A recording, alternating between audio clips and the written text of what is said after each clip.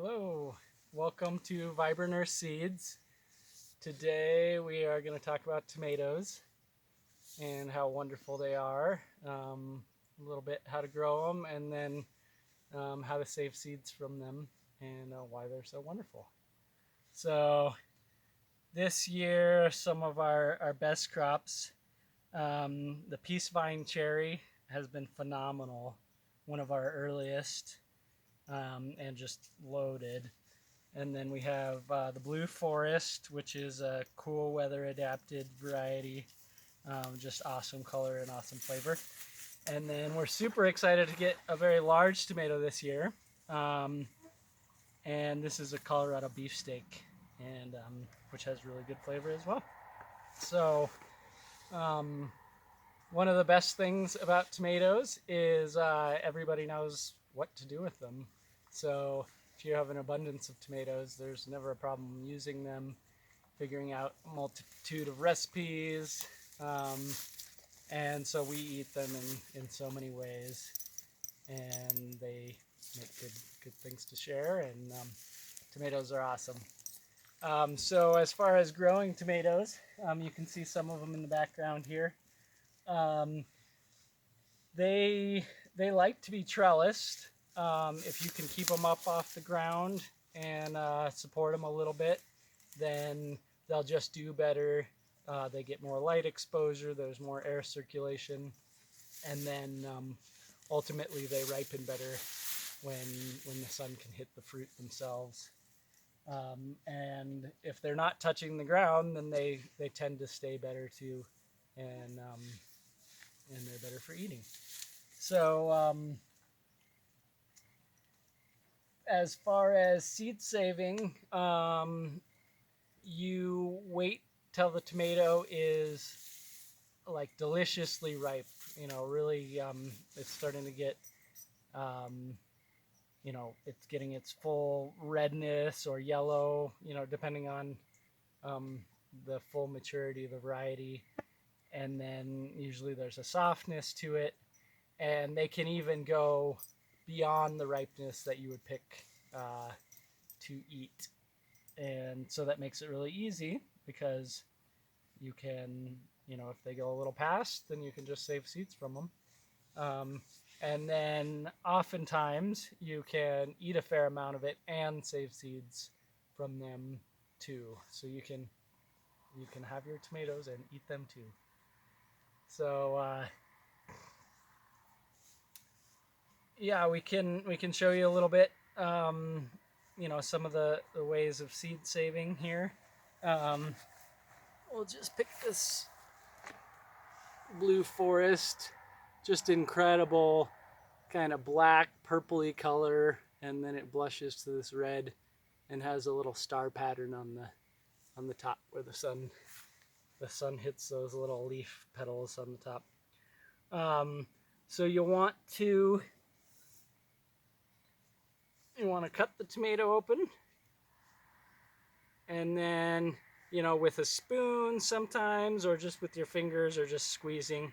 With cherry tomatoes and the smaller tomatoes, you can kind of just squeeze them out. So we'll squeeze out some of the juice. You want some of the juice in there. If there's not enough juice, you can add a little bit of water. Just to we're gonna let them kind of ferment and stew a little bit. And so I have the outside shell, or the outside kind of pulp, and that can be sauce and cooked up for various things. And yeah, you want them to be ripe. If they're firm, you can let them sit for a little bit longer. There's not a big worry in letting them sit before they're processed, as long as they're not becoming too moldy and too gross. They can sit until you have time to process them. So I'll just do one more for this demonstration. How many tomato plants would you say you should pick tomatoes from to save seed? Well, ideally, in an ideal world, you would you would have 20 plants or so. More could be better in certain cases, and if you're gonna go less, I would try to do 2 or 3 or 4 and up. Um, if you save from just one plant, there's a chance that there's certain traits within that variety of tomato that could get missed for future generations. So by saving more individuals, you have a greater chance of having more of the genetic diversity that the tomato is known for. So here we've got, some of the pulp, and if you've got a big batch, then you can kind of massage it and squish it just to kind of loosen those seeds from the pulp. And you could do it from this small of a batch, and that would be fine. I would just use a smaller container. But ideally you do a good sized batch so you have plenty to share. And I've had tomato seeds that were 10 and even 20 years old that germinated close to 90%. So there's no harm in doing a little more than you'll need for the coming few years, because you'll have many years to come where you might want to plant them. So what we'll do at this point, after we have this juice in the seeds, is we'll mimic what would naturally happen with a tomato. So naturally they fall to the ground, and they don't want to sprout in the fall, because then they would get hit by the winter frost and they wouldn't survive. And so they have a little coating on the seed that makes it so they don't sprout immediately unless they're fermented, like the tomato rotting on the ground. So we're mimicking that by getting the juice and the seeds, and we're going to let it sit for 1 to 4 days maybe.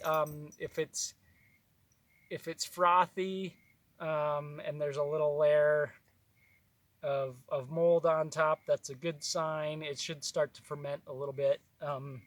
Ideally it's in kind of a warm area, maybe windowsill or something. You wouldn't want to put them in the fridge to ferment, because that process wouldn't go. So usually 2 days is plenty, but sometimes 1 day is fine, and sometimes it requires a little bit more.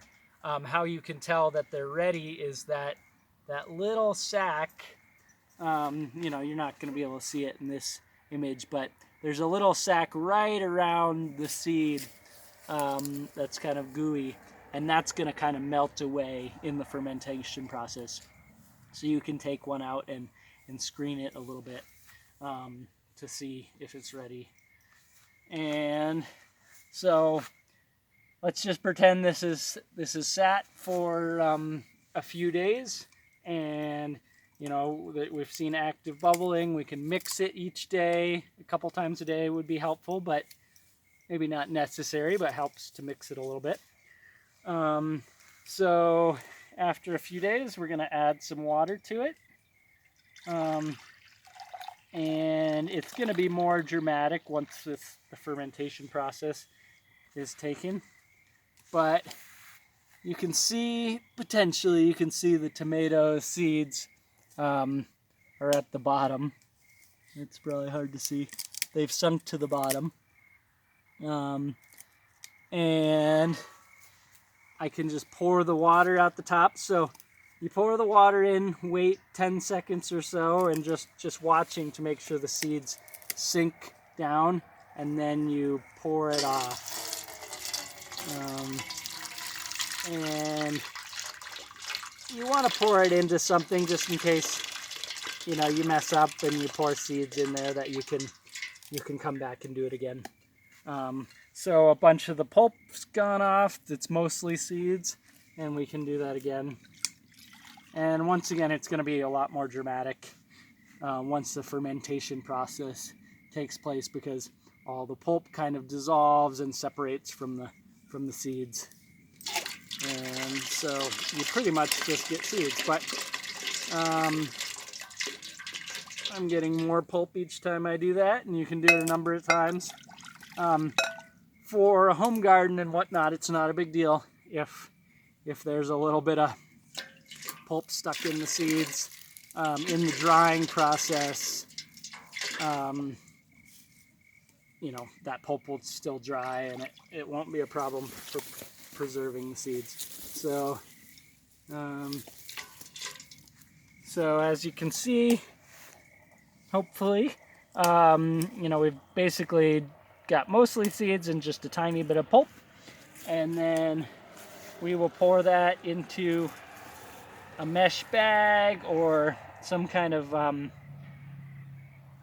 kitchen strainer, something real fine, so that the seeds stay in, and any kind of little tiny pulps go out. So, and we can real gently kind of just let some of that juice go out, and you see we've got the seeds there. And then you can put them on a cloth or something to dry. You just want to check them every once in a while, maybe put a fan on it, and then massage them occasionally just to keep the seeds separated as they continue to dry. So if you have any questions, feel free to reach out to us. We have many varieties of tomatoes on our website, vibrantearthseeds.com, and there's descriptions of the different benefits of different varieties and where they grow well, and why you might love them in your garden. So we look forward to sharing more about our seeds and hearing from you. So thank you. Have a great day.